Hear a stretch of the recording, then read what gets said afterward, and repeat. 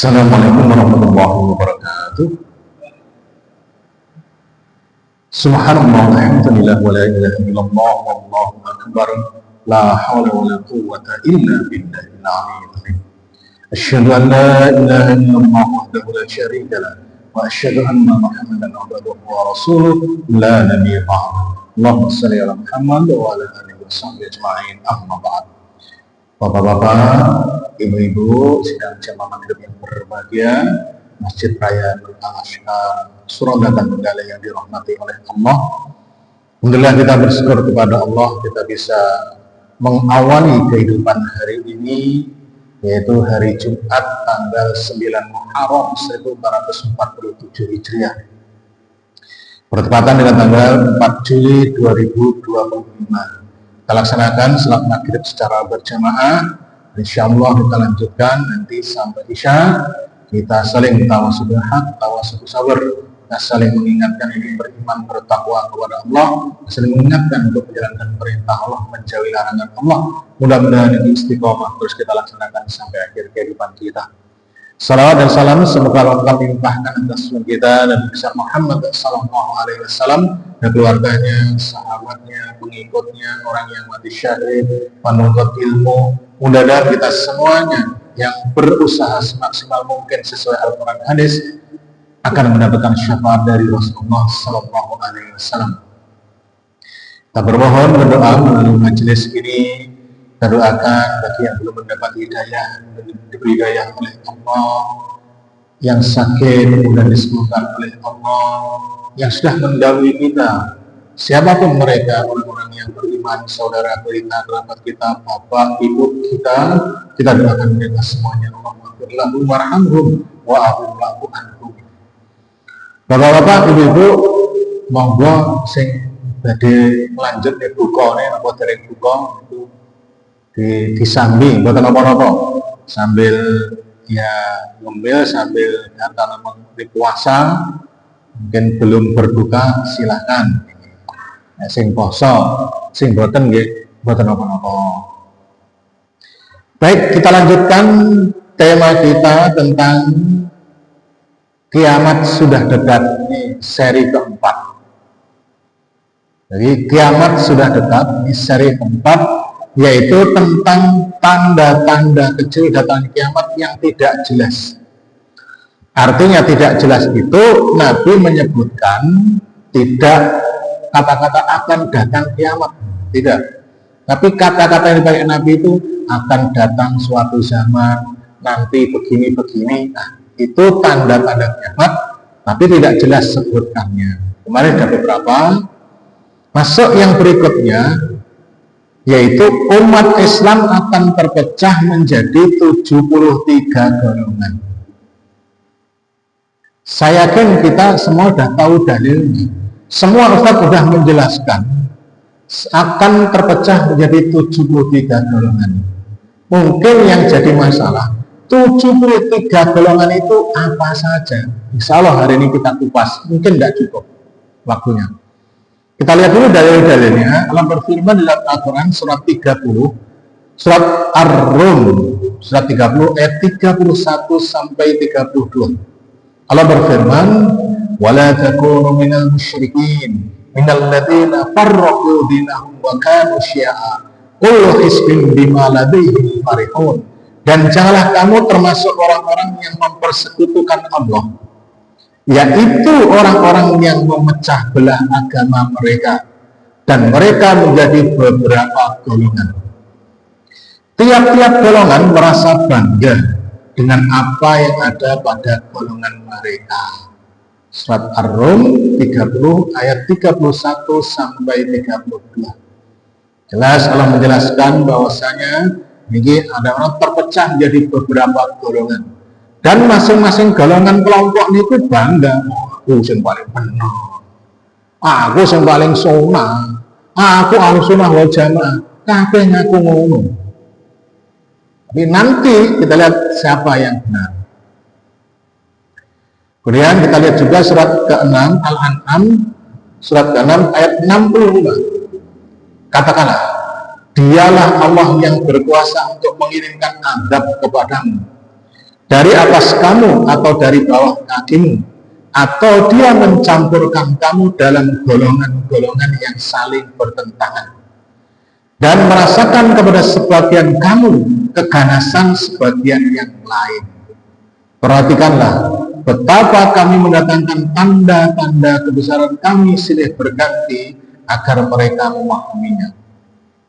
Secara ringkas kami menjelaskan bahwasanya ini juga umat itu bergolong-golongan, berkelompok-kelompok, dan masing-masing kelompok ini misalnya karo kelompok lain itu kerengiran dan kereng. Padahal yang sesungguhnya seharusnya adalah sesama umat Islam itu saling kasih sayang dan sebagainya. Tapi beda titik ini keren banget.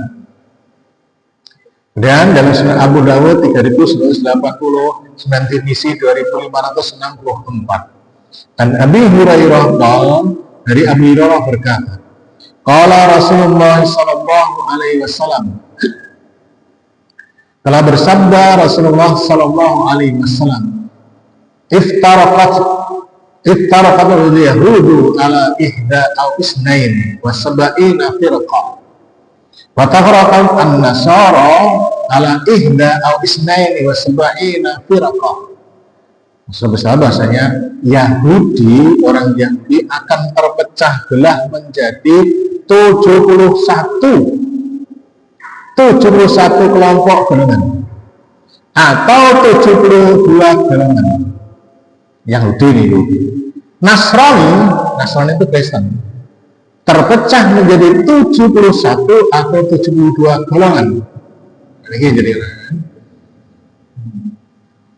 ummati ala salasi wasab'ina firqah, umatku akan terpecah menjadi 73 golongan. Hadis ini.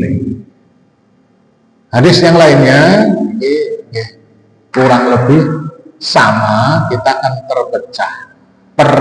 Hadis yang lainnya semuanya masuk neraka kecuali satu kelompok, satu golongan. Satu kelompok, satu golongan. Yang saya tekankan di sini adalah 73 golongan itu sinten? Apa NU, Muhammadiyah, Persis? Bukan. Nah, lama saya mencari kitab ini ternyata tidak ketemu, dan akhirnya ketemu juga. Kitabnya itu yang menjelaskan 73 kelompok ini, sinten 72 ini. Nah, itu panjenengan cek bisa di kitab Talbis Iblis. Kitabnya Talbis Iblis, karangan Ibnu Qayyim Al-Jauziyah. Nanti itu jerak-jerak setan atau tipu daya setan. Di sana itu nanti masuk 73 ini. Nah, ini saya sampaikan di sini. Nah, sinten mawon kita lihat, siapakah kelompok-kelompok itu yang 70 lebih niku? Nah niki. Terus buku Talbis Iblis yaitu Ibnu Qayyim Al-Jauziyah.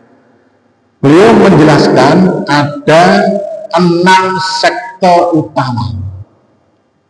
6 kelompok utama. Nah, nanti masing-masing kelompok ini terpecah menjadi 12. Jadi 6 kelompok yang utama itu sinten? 1. Haruriyah. 2. Qadariyah. 3. Jahmiyah. Mungkin kalau yang Jahmiyah ini panjenengan mendengar kemarin tentang di mana Allah. Satu kelompok menyatakan, kelompok Jahmiyah ini bahwasanya Allah ada di mana-mana. Jahmiyah ini. Yang keempat, Murji'ah. Yang kelima, Rafidhah. Yang keenam, Jabariyah. Nah, kan NU, Muhammadiyah, Persis gak masuk. Bukan.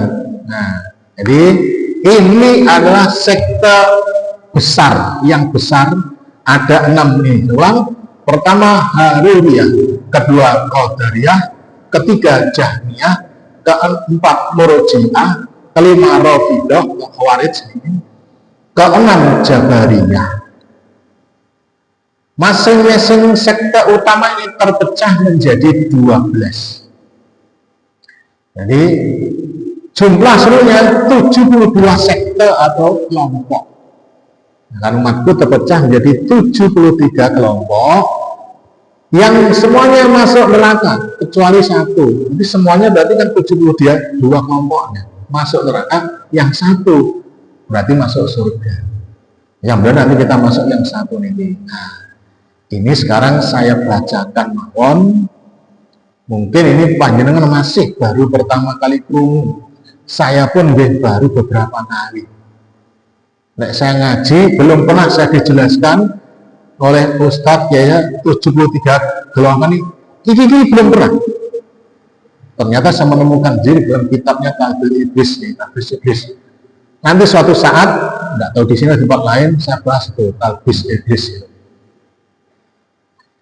Satu, yang pertama, sekte Haruriyah atau kelompok Haruriyah terpecah menjadi 12 sekte kelompok kecil lagi. Haruriyah didiagramkan terbagi menjadi 12. Namanya ini asing kabeh. Kita mungkin pertama Asraqiyah. Asraqiyah. Nah, yang harus kita perhatikan nanti nih ajaran pokoknya nih yang harus kita ketahui. Nanti siapapun di Indonesia, apapun, kalau nanti pokok ajarannya nih yang ini sesat nih, ya salah, nih itu jangan diikuti. Asraqiyah yaitu mereka mengatakan ajarannya ini, kami tidak yakin seseorang itu beriman jika dia mengkafirkan ahli kitab atau mukmin yang lainnya, kecuali orang yang sependapat dengan mereka. Apa maksudnya ini? Kami tidak yakin seseorang itu beriman. Tidak yakin orang itu beriman. Berarti orang itu tidak tahu jika dia mengkafirkan ahli kiblat, ahli kiblat, mukmin yang lainnya, kecuali orang yang sependapat dengan mereka. Artinya, maksudnya orang ini, kelompok ini, acaranya dia itu selalu gampang mengkafirkan orang mukmin lainnya. Pokoknya tidak sepaham, kafir. Pokoknya tidak kelompok kafir. Nah, ini tidak bisa seperti itu, kecuali secara umum dengan ayat, misalkan orang-orang kafir itu begini-begini, tapi tidak menunjuk kowe kafir, tidak begitu. Nah, ini acara ini begitu, pokoknya orang cocok, orang sepaham, kafir. Intinya begitu. Kedua, sekte Haruriyah yaitu Ibadiyah. Ibadiyah yaitu mereka orang yang menyetujui pendapat kami dia beriman, dan orang yang menentangnya dia munafik atau kafir. Hampir sama nih. Orang yang menyetujui pendapat kami berarti dia beriman. Jika menentangnya dia munafik atau kafir. Hampir sama. Pokoknya apapun pendapatnya kudu setuju. Lek orang manut kafir. Hampir sama dengan ini. Pokoknya siapapun orang podo karo wong kuwi, kelompok kuwi kafir. Bahkan nanti ada kelompok yang lainnya, kalau tidak kelompok kita nyolong ngambil itu boleh. Nyolong duwite, ngambil bondone, pokoknya orang konangan oleh. Kita kan apa nih bu? Ini ke Indonesia nih bu. Misalnya kalau ketahuan nih. Berikutnya, sekte Haruriyah yang ketiga adalah Sa'labiyah. Sa'labiyah Menurut sekte ini, ajaran pokoknya adalah Allah tidak meletakkan qadha dan qadar. Allah tidak meletakkan qadha dan qadar. Padahal rukun iman kita, Allah itu qadha dan qadar itu ketetapan Allah. Tapi ini tidak. Berarti dua sifat Allah itu ditolak. Salafiyah, yaitu sekte ini berpendapat Allah tidak menetapkan qadha dan qadar. Jelas salah. Nah, kita beriman ada qadha dan qadarnya Allah, takdir baik dan takdir buruknya Allah. Ayo sekte ini tidak percaya. Keempat, sekte Haruriyah pecahnya adalah Hasimiyah. Hasimiyah. Nah, itu jenenge Hasim. Mereka mengatakan kami tidak tahu apa itu iman. Kami tidak tahu apa itu iman. Berarti tidak beriman. Seluruh makhluk dalam kondisi uzur. Semua manusia yang tidak beriman karena uzur, gak apa-apa. Benar. Intinya begitu maksudnya nih. Hasilnya mengatakan kami tidak tahu apa itu iman, berarti tidak beriman. Seluruh makhluk dalam kondisi uzur. Uzur itu ada halangan. Jadi dia tidak beriman karena uzur, ya tidak apa-apa, tidak beriman kepada Allah. Nah ini jelas ini sesat. Di situ. 5. Sekte Haruriyah yang pecahan yang kelima itu Khalafiyah. Khalafiyah. Mereka beranggapan bahwa orang yang meninggalkan jihad, baik laki-laki maupun perempuan, itu kafir. Sekali lagi, kelompok ini mengatakan bahwa orang yang meninggalkan jihad, baik laki-laki maupun perempuan, niku kafir. Nah, niki salahnya gimana? Niki kitabnya untuk tentang jihad niki kitab Su'abul Iman. Ini bab yang ke 30 lupa saya. Ada 77 cabang termasuk jihad. Jihad itu yang nomor sekian saya lupa. Yang intinya jihad itu macamnya banyak. Termasuk kita menuntut ilmu itu termasuk jihad. Mengamalkan ilmu termasuk jihad. Dan jihad yang paling afdal adalah jihad berperang di jalan Allah. Nah, kalau ini berberat baik laki-laki maupun perempuan, kalau tidak berkafir, padahal orang perempuan itu yang boleh tidak berjihad. Boleh, dan nanti tidak harus adu arti, tapi bisa membantu boleh. Tapi ini berarti laki-laki perempuan wajib jihad, wajib angkat pedang semuanya. Lek enggak kafir. Nah ini Khalafiyah. Di sini penyimpangannya. Berikutnya, yang keenam sekte Haruriyah pecahnya adalah Mukarramiyah. Mukarramiyah. Ini asing semua nih. Sekte ini, kelompok ini mengatakan bahwa kita tidak boleh menyentuh kulit orang lain yang tidak sepaham. Karena dia tidak bisa membedakan suci dan najis. Juga tidak boleh makan bersamanya sebelum dia bertaubat dan mandi besar. Saya ulang, sekte Mukarramiyah intinya ajarannya adalah kita, kelompok mereka itu tidak boleh menyentuh kulit orang lain yang tidak sepaham. Misalkan saya Muhammadiyah kayak panjenengan NU, tidak boleh salaman. Oh itu Muhammadiyah, tidak boleh. Oh itu kelompokku, oh itu golonganku, nah sebagainya, tidak boleh. Kemudian menurut dia, karena dia tidak bisa membedakan suci dan najis, jangan najis, juga tidak boleh makan bersamanya. Wah, sing Kemarin kita jagung haji. Sing jagung haji itu pengurus Muhammadiyah. Jadi tidak oleh teko, tidak oleh mangan, ora oleh. Sebelum dia bertobat, berarti dia itu tidak benar. Kudu podo karo aku dan mandi besar. Setelah bertobat, mandi besar, masuk kelompok kita baru boleh salaman, boleh makan bareng dan sebagainya. Nah, niki misalkan niki kacang hijau, sing mari ini kudu jamaah masjid Al-Azkar, ora oleh. Ruwet lek ngoten itu. Oh, itu penyimpangannya di sana. Jadi ini sekte mukarramiyah. Nggak cukup hari ini, kan baru berapa, nggak tahu 2-3 kali pertemuan, nggak apa-apa nih. Yang ketujuh, pecahan dari Haruriyah tadi adalah kanziyah. Kanziyah. Namun itu, niki mereka mengatakan sebaiknya seseorang tidak memberikan hartanya kepada orang lain.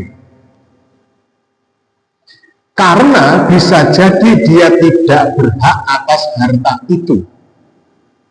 Sebaiknya dia menimbun harta tersebut sampai diketahui siapa yang paling berhak. Saya baca lagi.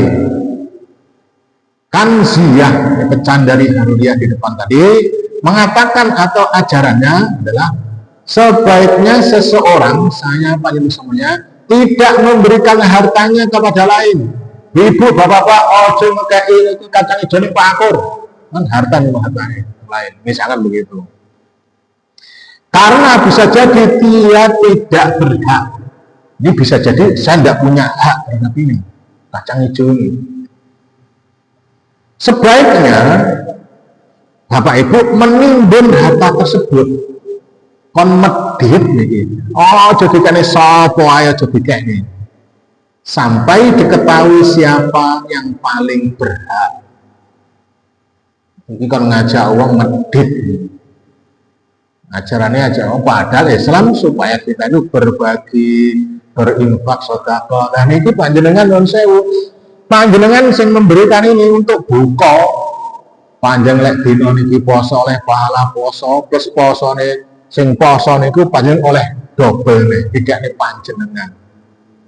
Oleh iki ojo ngomong pangan-panganan dewi golek mati dan nguruk dia mbek. Nah ini kan sesatnya di sana,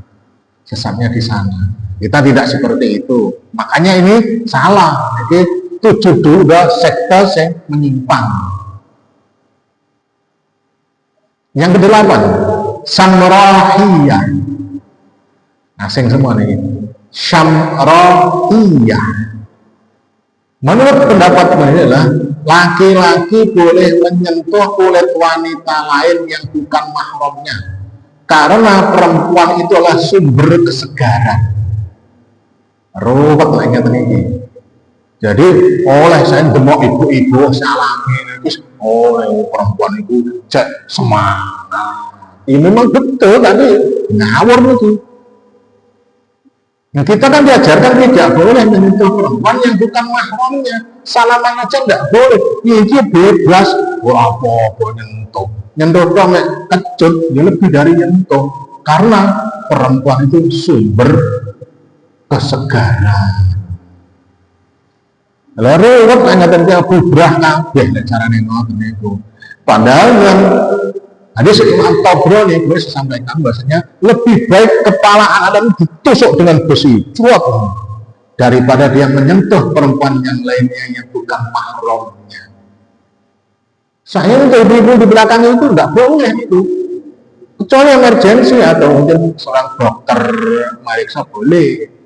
Atau ada hal yang lain tidak ada apa-apa demak dosa lek niki malah sip kan sesat ngoten niku.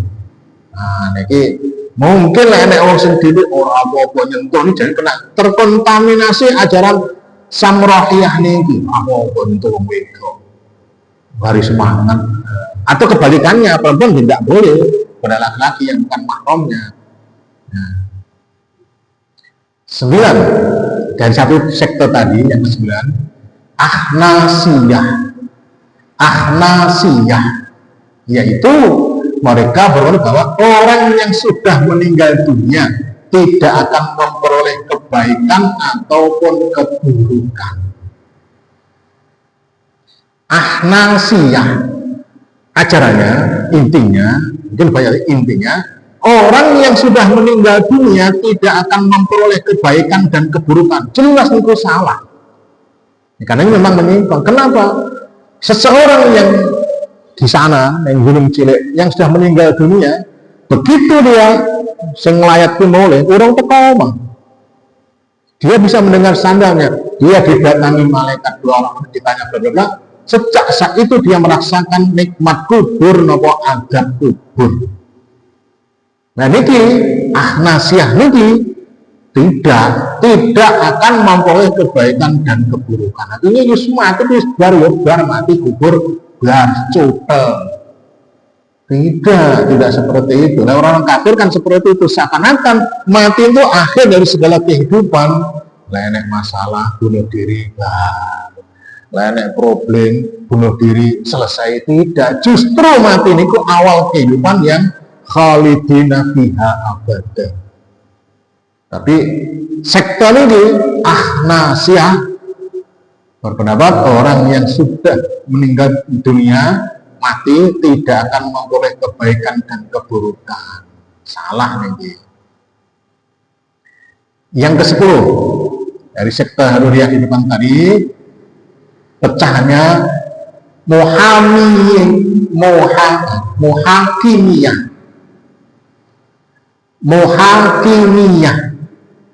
Makanya nih, orang yang pendapat ini, orang yang menuntut keadilan kepada makhluk, dia kafir. Sekali lagi, Muhakimiyah mengatakan atau berpendapat bahwa orang yang menuntut keadilan kepada makhluk, dia telah kafir. Padahal dalam kehidupan ini banyak pengadilan, tapi keadilan susah. Keadilan itu hanya bagi orang-orang tertentu, rakyat kecil, masyarakat wong cilik itu angeleran. Nah, kalau kita menuntut keadilan kepada makhluk, dia telah kafir. Menuntut haknya, misalkan kita didolimi, harta kita diambil, aja dituntut. Kayak noai. Ya wes apa misalkan harta kita diambil, aja dituntut, ya bene. Apa ngoten? Bojo kita direbut, wis pek-peken kono, rusak kabeh nanti. Ya, niki sekte Muhakimiyah. Jelas salah. Berikutnya yang 11, Mu'tazilah Haruriyah. Mu'tazilah Haruriyah. Aliran ini, sekte ini mengatakan bahwa masalah Ali dan Muawiyah menurut kami sangat klise. Kami berlepas dari dua golongan tersebut. Nah, ini memang pada jeru ini kemarin ini tidak pernah saya ungkap nih. Kenapa? Pak Yunus baca sendiri di Ensiklopedia Akhir Zaman, mengapa terjadi perang antara Ali dan Muawiyah. Sama-sama sahabat. Dua-duanya saling berperang, saling bunuh-membunuh. Nah, kelompok ini menyatakan bahwa masalah Ali dan Muawiyah kami klise, orang enek, dianggap tidak ada. Kami terlepas atau berlepas diri dari dua kelompok tersebut. Jadi dengan Ali dan Muawiyah dia tidak mengakui. Ini bahaya nih. Berikutnya, yang ke-12 dari sekte besar Haruriyah adalah Maimuniyah. Sekte ini menjelaskan seorang iman harus mendapat persetujuan dari para pendukung kami. Sekte Maimuniyah mengatakan bahwa seseorang yang beriman harus mendapat persetujuan dari pendukung kami. Artinya orang mau baik beriman harus kami setuju. Oh iya benar, lakukan. Harus sepertujuan di ACC oleh kelompok niki. Lek orang di ACC berarti bukan kelompoknya. Padahal menurut saya kita iman tidak karena Al-Quran hadis, bukan harus disetujui kelompok niki. Bahaya nih. Dan kita, menurut saya, kita beriman, taat kepada Allah, menjalankan perintah Allah, menjauhi larangan Allah itu tidak minta persetujuan kepada siapapun. Aku harus jilbab gede, orang takut tanggane Mbak Yu aku jilbab gede wis setuju apa ora. Ora usah ngono kuwi dicap teroris ngono. Tidak begitu beragama itu. Kita mau menegakkan kebenaran, kowe sing bener menjalankan Al-Quran hadis, ora perlu lapor Pak RT, Pak Lurah, aku arep melaksanakan iki panjenengan cocok ora usah. Ngono dari kowe engko diomongi wong liya lan sebagainya. Nek enek sing kudu berpersetujuan dia dengan sekte Maimuniyah, kelompok itu sesat, tidak boleh. Niki pecahan dari satu kelompok Haruriyah. Satu kelompok pecah menjadi 12.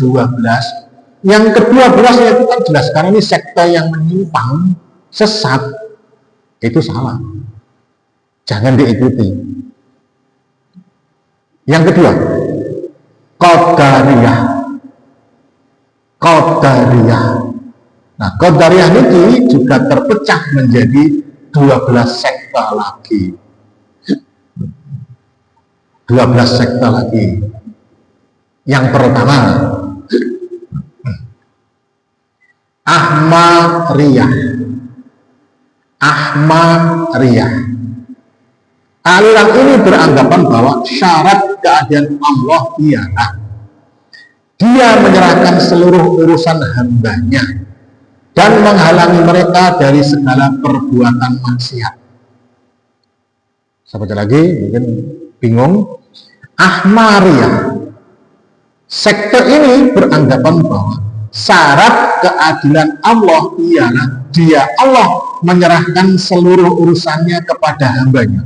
Artinya kalau sekte ini Allah itu dianggap adil kalau Allah itu menyerahkan urusannya kepada hambanya. Wis to hambaku kowe sak karepmu, berarti Allah itu adil. Maksudnya begitu.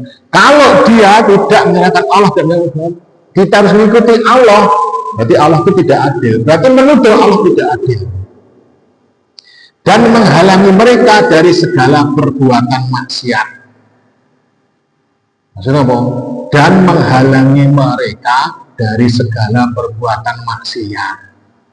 Jadi kita ini bebas, maksiat los, berarti ajaran ini. Berarti ini menuruti hawa nafsu nih. Tidak benar, jelas salah, makanya menyimpang. Sekali lagi, Qadariyah tepatnya di 12.1 Ahmadiyah. Aliran ini beranggapan bahwa syarat keadilan Allah dikatakan adil kalau Allah menyerahkan seluruh urusannya kepada hambanya. Karepmu, berarti Allah itu adil. Kalau hamba mengikuti Allah, berarti Allah tidak adil. Berarti menuduh Allah. Kita kan mengikuti Allah. Nggak boleh kita itu mengikuti karpe dia hawa nafsunya ini. Dan menghalangi mereka dari segala perbuatan maksiat. Nah, nggak benar nih. Berikutnya, yang kedua, pecah dari Qadariyah adalah Sanawiyah.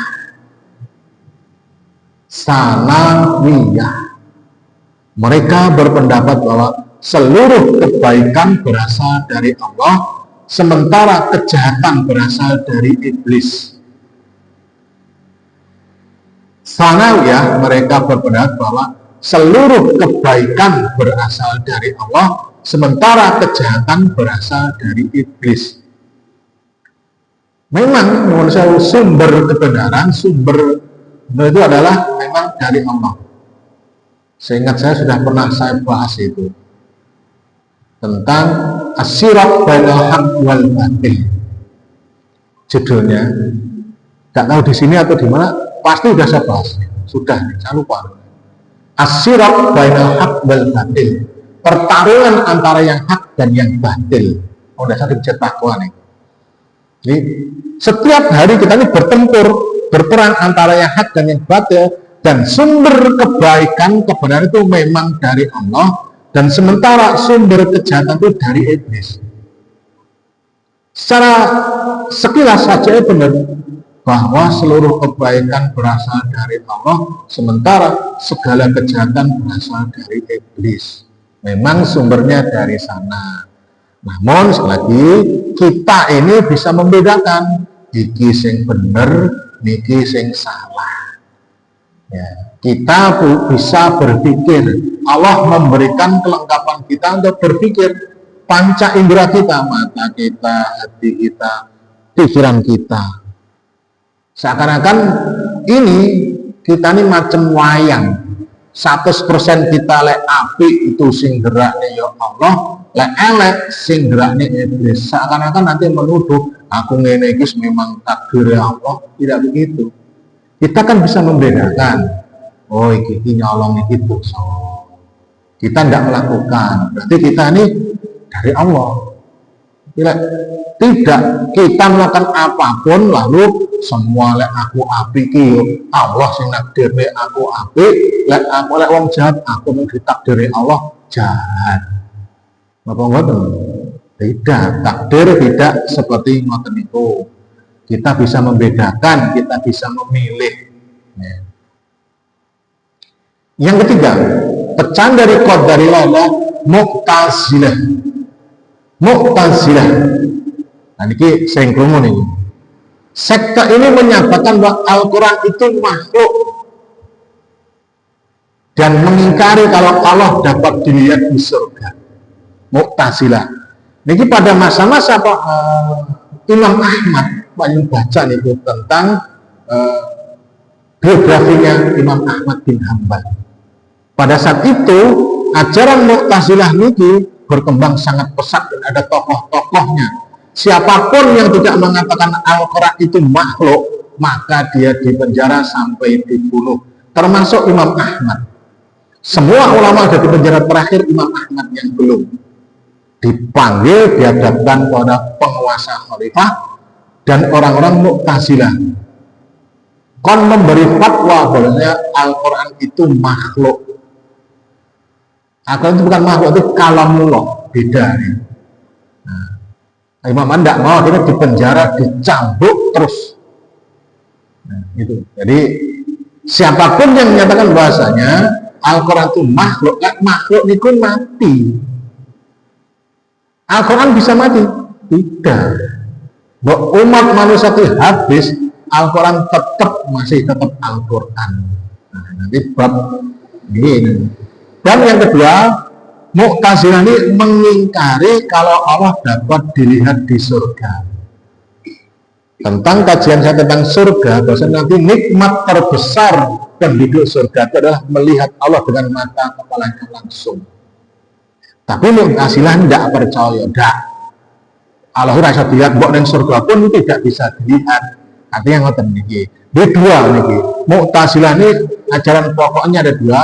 Menyatakan bahwa Al-Quran itu makhluk dan mengingkari Allah dapat dilihat di surga. Semuanya salah.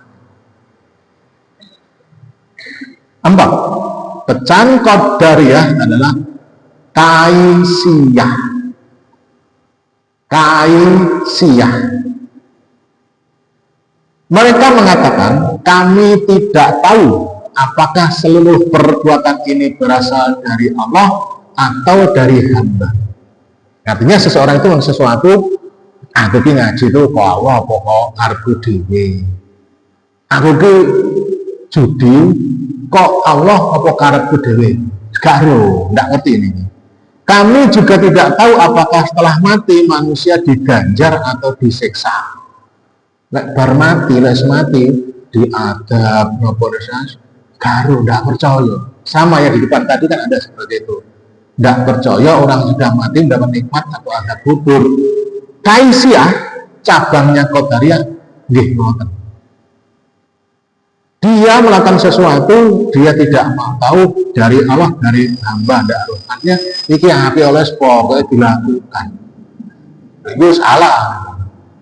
Dan juga dia tidak tahu apakah setelah mati manusia diganjar atau disiksa. Dia tidak beriman pada azab kubur dan nikmat kubur. Yang kelima, pecah dari qadariyah adalah ngeri namanya ini, syaitoniyah. Sekarang medeni ini, syaitoniyah. Mereka mengatakan bahwa Allah belum menciptakan setan. Jadi setan itu tidak Allah. Allah tidak menciptakan setan. Ini jelas salah besar. Tidak bisa dijelaskan mengerti. Setan, iblis, sudah ada. Sejak zaman Nabi Adam sudah ada. Pendapat ini karena setan, jenenge syaitoniyah, beranggap bahwa Allah belum menciptakan setan. Yang keenam, pecahan dari qadariyah syarikiyah. Syarikiyah.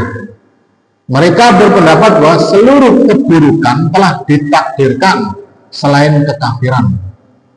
Memperbolehkan kita menyentuh wanita lain. Bahkan mereka cenderung berlebihan dalam masalah ini. Hampir yang di depan tadi, menyentuh perempuan itu sebuah kesegaran. Beberapa ini. Syarikiyah. Mereka berpendapat bahwa seluruh keburukan telah ditakdirkan selain kekafiran. Artinya kalau ada orang kafir, orang akan kejahatan itu takdir Allah. Aku nyolong ya kan takdir Allah. Aku jadi orang kafir takdir Allah. Aku ngene ngono takdir Allah. Pokoknya semua karena qadariyah. Semuanya itu menyatakan takdirnya Allah. Dan yang kedua, membolehkan menyentuh wanita lain. Bahkan mereka cenderung berlebihan dalam masalah ini. Oh, coba menyentuh, tok liyane nyentuh, oleh gak apa-apa, gak dosa. Nah, itu sesat. Bapak-bapak, ibu-ibu, itu masih dua cabang sesat. Haruriyah dan qadariyah. Qadariyah masih 6. Sementara ada 12. Jadi belum selesai hari ini. Panjenengan masih bingung, ya memang karena masih awal baru pertama kali kita mendengar ini, saya yakin masih bingung. Kalau bingung, nanti menginginkan soft copy-nya saya ada. Kalau menginginkan nanti rekamannya, saya share nanti. Saya share di YouTube, nanti share. Alamatnya saya kirimkan nanti, tidak ada grupnya di sini, saya sebar nanti. Dan kalau menginginkan, ada pertanyaan? Apa kok nih? Bingung nanti. Ya jelas, nanti Jumat depan masih membahas 72 sekte yang sesat. Tapi semuanya itu sesat semua, salah semuanya. Intinya sekali lagi, kita tidak boleh menuduh kelompok Muhammadiyah ini sebagainya sesat, tidak masuk. Tapi siapapun kalau punya ajaran-ajaran sing seperti saya sebutkan tadi, yaitu jangan diikuti. Nah, memang ajarannya ngoten loh, ajarannya seperti sebutkan tadi, berarti itu ajaran yang menyimpang, tidak boleh kita ikuti. Siapapun, mau kelompok A, kelompok B, kelompok C, nah intinya ada misal aku nanti makhluk nyentuh perempuan yang lainnya bahkan lebih dari menyentuh gak apa-apa jenting podo senengnya. Nah itu sesat itu. Siapapun yang ngomong itu salah, dari kelompok manapun salah, jangan diikuti.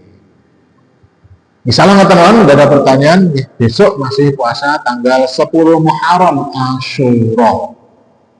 Nah, jadi monggo ya hari ini tidak sempat puasa, diusahakan besok kosong karena pahalanya menghapuskan dosa kita tahun-tahun yang sebelumnya. Kalau demikian kurang lebih mohon maaf. Alhamdulillahirabbil alamin. Subhanakallahumma wa bihamdika asyhadu an la ilaha illa anta astaghfiruka wa atubu ilaik. Assalamualaikum warahmatullahi wabarakatuh.